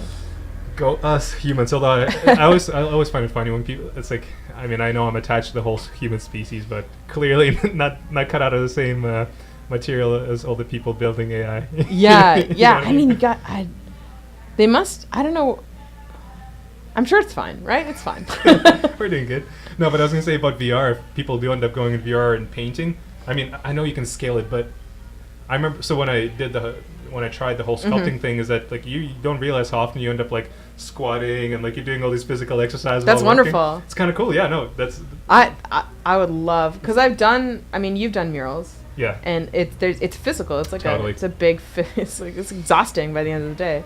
Yeah. And so I feel like it's a little bit like that, where you're like, oh my god, you're like clambering around drawing this massive landscape. Basically, having an option to move around while working is. That's a nice wonderful. Thing. All we do all day is sit. Like exactly. I would love to go.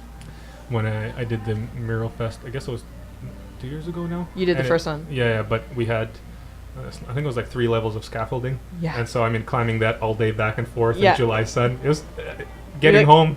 Like really shaky legs afterwards. Get home after 10-hour day. It felt like the same way I felt when I did construction work. Did you take a week off work when you did that? That's what I did. Yeah. I was trying to think like, how would I, if I apply, like I'll have to take the week off because like there's no way I'm doing work and this. No. It's unless you get a small wall. But even then. This is the funny thing about us artists, take a vacation to do something. Yeah, taking a vacation to do work. I do that all the time though. Like, yeah. Well, I think that Europe trip was a great example. It's like I didn't stop drawing even for a minute the entire trip. Like, there's, nice. Yeah, I couldn't. Like, it wasn't, and I was working throughout as well. Like, my vacation I was still working. Yeah. I would at least do some life studies or sketching, especially when you're surrounded by. No, I remember. I think I took on like a personal project. That was when I started working on that comic actually. Okay. That I ended up the one you used for the screenshot. Awesome. So that's when I was over there, I was like, the Europe sketchbooks are really funny actually because they're like, oh, I'm in Portugal, I'm doing like a plein air, and then the next page is like a bunch of aliens. Wow. Where did you go in Portugal? We spent a lot of time in Lagos. Nice. Which was gorgeous. Like all those. Was it summertime? Yeah. Yeah, so just Well, hanging out not on the full beach. summer. It would have been like late spring. That It was place is so absolutely beautiful. perfect. It's Yeah. probably one of my favorite places in the world. That's the place that looks like a movie. Yeah. Oh, with all the cliffs and stuff. Yeah. Man, I think we spent like 2 full days just hiking along the cliffs and like finding all these weird little caves. And I felt like I was walking in like a game environment. It was wild. Totally. Yeah. I think this is, and I think I spoke about this on the podcast before, but just the value of traveling, especially for creative, actually, well, anyone, but especially. Yeah, like Making art. it builds like somewhat of a library of incredible landscapes or people or cultures. Like I mean, traveling is such a crazy, huge privilege. Yeah. Like so For lucky sure. that we get to do it at all. But like being able to do it, sort of, you've like there's a library that you have of stuff that you've encountered and can like emotionally relate to. And I think traveling, at least for me, fills up that stock of imagery. But I think this is especially important when. Otherwise, you're just seeing a lot of the same things being created. Well, I've started trying to force myself not to engage too much online actually. with Yeah, other content, just because I find I find that it should generate creatively for me or should inspire me, but I think it's so immersive now and it's so constant. It's all too much. And I work in a studio with a ton of other artists. So it's not Yeah. like I'm starving for like challenging myself with other artists. So have you been restricting yourself, or what's? I your, mean, how have you a been little doing? bit, yeah. I used to browse like all the forums a lot more and sort of like involve myself a lot deeper in a lot of. I still post to Instagram, I guess technically, and I tend to post to sort of Instagram and Tumblr, and that's it.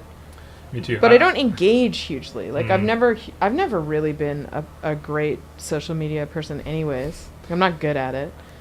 Although it seems like we kind of need to be, doesn't it? It does, but then I know a bunch of people who have tons of followers and their lives are not that much different than ours. So I don't think that it may have an emotional impact for yourself if you put value in it, but I don't necessarily. It might have like if there's one person that encounters your work that might not have, and that person is crucial to your career, then fuck yeah. But I try to believe that hopefully good work will just attract people. So that's kind of the. I feel like I've gotten all the jobs that I've had in my career from like word of mouth and people encountering me live. So yeah, there you go. So I mean I don't know that for sure, but that's what I feel like. But I've actually been trying to like not get stuck in the scrolling game of and I'm not great at it. I I definitely do it still. But yeah, I've just noticed that I actually have to kind of not do that. I found this show online, Chase Jarvis Live, I think is the name. He does. They're almost like a podcast series, but I think it's with a video. And one thing they talked about, I don't remember who, but the whole idea of you should contribute to the online platform more than you consume. And I kind of like that.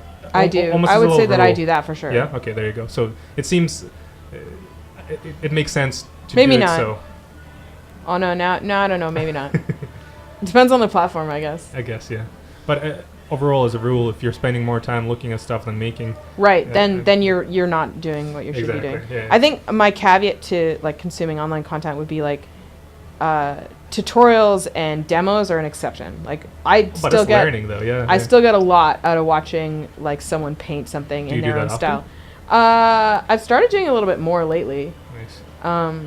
It's a never-ending resource. Yeah, well, I don't know if this is actually like hot tip. Otherwise, Linda, the learning website, if you have a library card, a Vancouver library card, all their courses are free. Damn. And is there good courses on there? Yeah, it's at full access to the site, so you can just go and like you can learn how to 3D model. You can learn how to use. I was poking around with there's like rendering for 3D, and he's doing a lot of like blend mode stuff that I don't fuck around with that much. Sorry, I shouldn't swear. No, yes, you should. Okay. You should do whatever you. I wasn't sure. I was like, oh no, I've been swearing. No, that's how it goes. Yeah. So I mean, I don't always have the patience to listen to like a full one of those, but I think it's still neat that you can. Well, just the fact that you're spending more time on learning rather than watching. Yeah, I think that's my exception to it is if you're going in there and you're like learning or you're like watching artists create, that's different. It feels different. One website I looked up recently, Skillshare. I think that's been. Oh, going I've heard of that. Yeah. What's that? But I mean, I think it's same idea as Linda. But to be honest, at least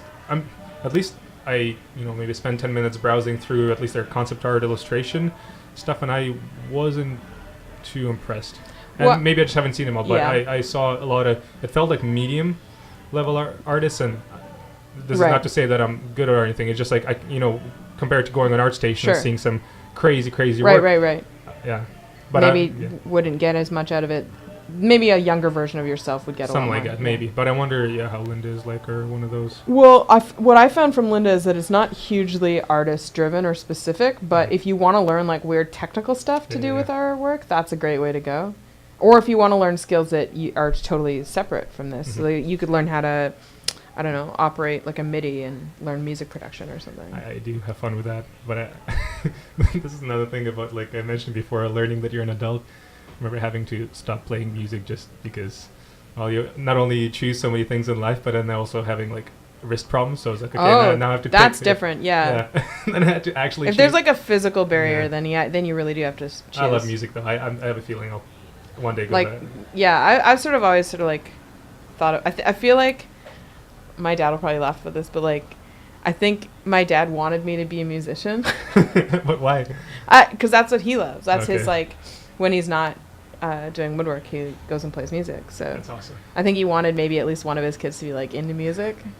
You still got time, right? In theory, yeah. That's great. Yeah. It's so much fun. It's. No, I still like it, and I'm realizing more and more the benefit of when I come home from work, choosing to do something that's still creative but isn't within the same sphere as what I've been doing, and Yeah. so pursuing like hobbies, I guess you'd call that aren't art, because like if I feel like sometimes I just do too much of the one thing.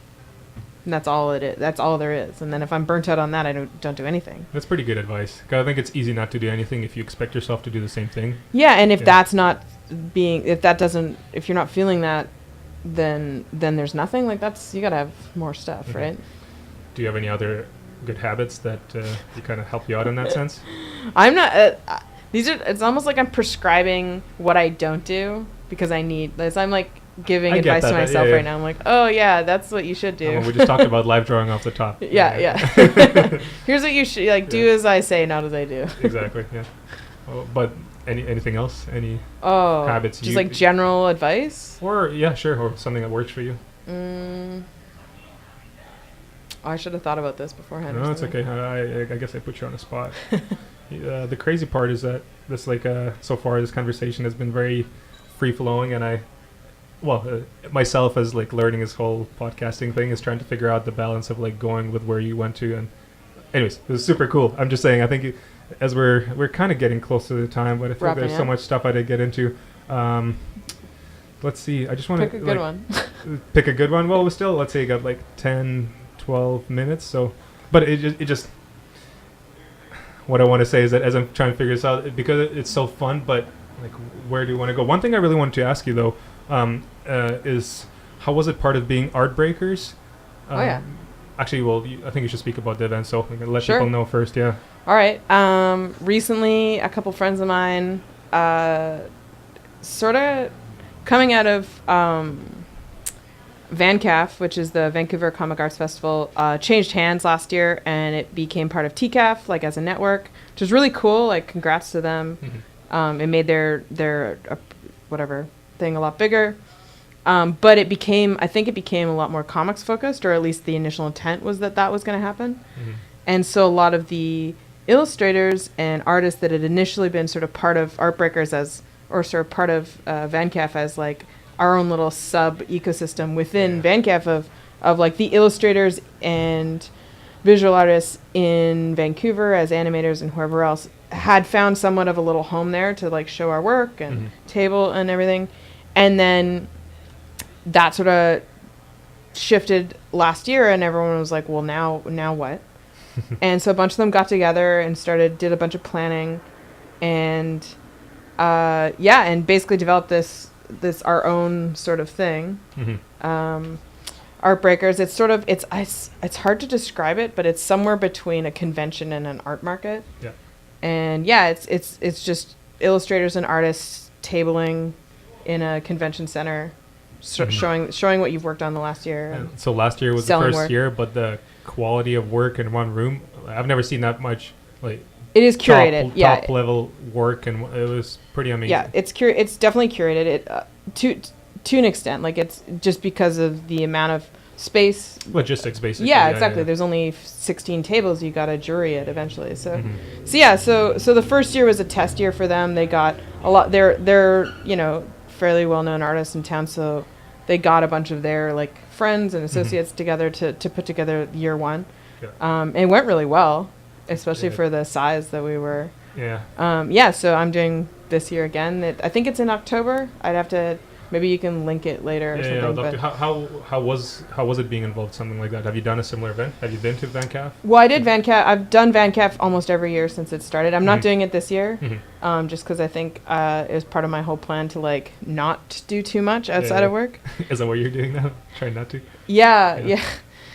I tend to overwhelm. I tend to work and then take on more jobs, and so that my whole life is just work. It's like learning how to say no, huh? Yeah, exactly. And like honestly, the last 2 years I've gotten better and better at it, and I've said no to a lot of stuff this year. I feel really good about that because my life is a lot better.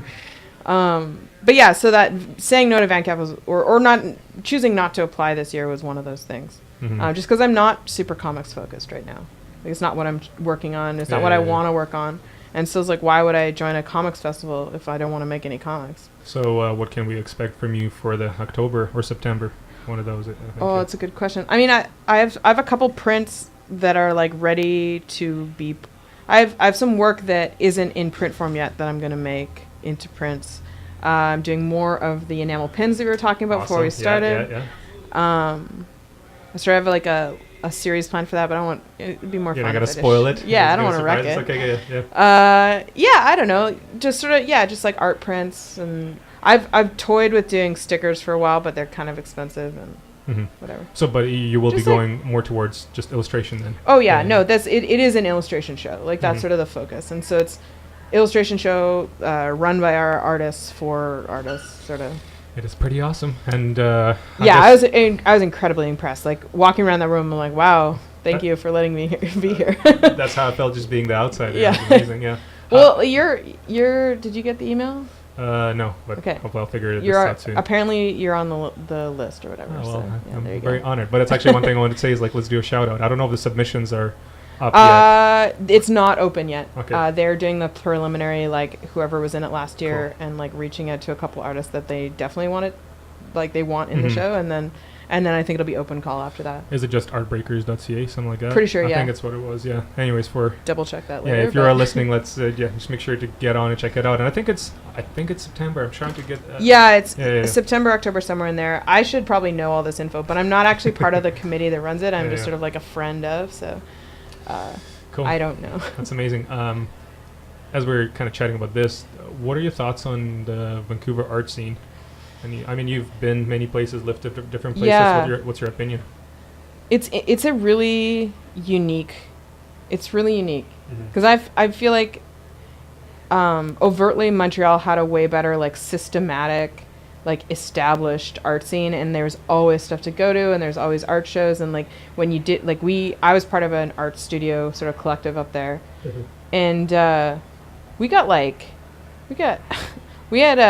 remember we were doing this release party for a magazine, and they were sort of, we had all these affiliate, like we were sponsored, like they gave us a bunch of free wine and all this, like it's just like like the kind of stuff that happens there is like we've never even seen, but it's so much. There's just so much of it that it becomes this wash, and you have no, like what I discovered going up there is like, oh yeah, I'm going to go like be an artist in Montreal. It's going to be great. And it was like being part of that community was really incredible, but like you're invisible unless you're huge. Did you feel overwhelmed in that sense? Well, I don't know about that, but it's more just like there's so many artists there that you have to do something pretty massive to stand out in amongst so many other talented artists. But would you say that's a good thing, or it can be good because it pushes you, but make it work for yourself? Yeah, but I think what ended up happening is I was just so poor out there, like I couldn't make a living, so I moved back. But I was also like, that was back when I was trying to be like a fine artist, just trying to like very different goals. That's a tough one. Especially as a fine artist. I was just trying to, and I was doing painting, and I wasn't, and it was like the trend for gallery shows back then was very like modern art, abstract sort of or like installation. You're saying that was a big. That's what was big. Yeah, like the kind of shows I was going to versus the kind of work I was generating were really, really different. Okay. And I started to realize that it wasn't gonna work out. So. Do you think you'll be back? I would love to go back. I mean, I love Montreal. It's an incredible city. See, it sounds pretty cool. I haven't Yeah, been, but it's. yeah. I mean, I really loved living there. I really loved everyone I met when I was there. Like, sort of a really cool like art scene and stuff. But yeah, I think. I don't know. I think like for whatever reason, the kind of work that I do create works for Vancouver somehow. Yeah. Or works for the West Coast, or I don't know what that is. But I also feel like since I've moved into animation, especially, like I've found like an incredible, but it's all very underground. I think that's sort of what I wanted to talk about as far as the Vancouver art scene is that it's not overt. Like there's no access to the public necessarily, or the public doesn't have access to any of us. That is definitely the challenge, the connecting those. Exactly, and so I think that's the Artbreakers, and that's the events like that is really the only interaction I've had. This is like part of the motivation of it, even for doing this. I feel but also I think there's groups of artists who don't even know one another too. Yeah, and I mean, Aiden Gallery shut down. Yeah. I feel like that was like a pretty good like Artwood avenue. City shut down. Yeah, exactly. So like, there's Sad. all these various other like things that crop up that are really good outlets for it, but they never seem to stick somehow.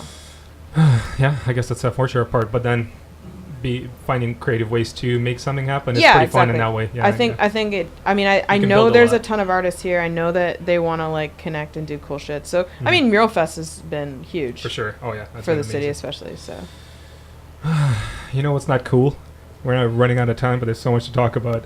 One thing I wanted to get into because you're freelance is talk about that. I think I want to talk about a bit about the whole art business side world. Actually, like, I wasn't very good at it. No. But let's talk about it if you want. Let me see, just because they're pretty big topics. Actually, one thing hopefully it can be a quick question. Where do you go for news from the art world? Do you even look? Is there such a thing? Art you know news? what I mean? Yeah, or something. I was thinking the other day. It's for music. You know, there's like these music blogs or publications, and I don't. That's a good point. I'm sure there's those places, but to be honest, I never pay attention to. Me either. Is it because it's so diverse? Well, I think there's that, and also like I'm not hugely tied into the like. I don't exhibit in a lot of. I feel like there might be that sort of like connected avenue stuff. I was just so surprised when I thought of that. It kind of yeah, you're right. Actually, like I really follow music really closely, and I'm able to sort of keep track of like trends and like what's going on. But I cannot. But there's no like music is just as diverse as art. I think it's just maybe it's just the way it's consumed. Honestly, my theory is that modern art ruined it all. Nobody wants to listen because the leading thing that makes. But then you could say that about. I mean, you could say that there's like people are saying that trap music ruined music. So like that's not bad. Well, yeah, okay, sure. You know, like there's a lot of arguments. Like people are always gonna say whatever's new is ruining whatever's going on. Of course. But I think it's more that the way that music is consumed is different. Yeah. And maybe that's why it's easier shared. Cheers. Thank you. Well, thank you. We're getting some beers, but also we're wrapping up. Unfortunately, this is okay. So let's do this. I think you're just gonna have to come back. You're a super fascinating person. I appreciate you joining the show. It's been really fun. It's been super fun. Okay, answer a quick question. You have to do it quick. What advice would you give younger self before you went to post-secondary? Oh, younger self. What would I say? I don't know. I could have benefited from more focus. I really bounced around maybe too much. Mm-hmm. Like and like in directions that I kind of knew weren't gonna be anything, but I was just curious. Was it worth trying though? It's hard to say looking back whether or not that was like to my advantage, but I would have gotten to where I am now a lot sooner if I hadn't have. You know what's funny about this is that you're telling yourself to focus, even though. I mean, this whole time you spoke about how much you like trying different things and not focusing. Again. I got you. I mean, I feel a similar way. So awesome. Okay, so let's tell people how they can find you, where they can find your work. I'm at Tara Draws Stuff on pretty much all social media. So like Twitter, Tumblr, and Instagram is all the same. Mm-hmm. And then my website's just TaraYWilliamson.com. That's one thing I know. I wish I could have got. There's a country music artist that has my the full name. I saw it. I went in her website and she has some sort of like ink artwork. I was like, first, is it her? No, okay. No, I'm not also a country musician. Well, unless you're hiding this. Nope. That's what it's not my secret identity. Secret country musician would say if they're here. Okay, Tara, thank you so much. Thank you. Okay, so you'll be back and then. All right. Well, people, thanks for listening. This was super enjoyable for me. I hope you enjoyed it as well. For sure. It was a very good time. If you want to learn more about Creative Theory Podcast, I'm on Instagram and Facebook. Still haven't gotten Twitter. I don't really want to get Twitter, but don't do it. If people will force me, I'll get on there. Otherwise, thanks so much for listening. If you're going to be missing your art dose, tune in next Sunday at 2 for Snackcast because they're incredible people. They're funny and they teach you stuff at the same time somehow. I don't know how that formula works, but it's amazing. Otherwise, thanks for listening and see you in 2 weeks. Bye.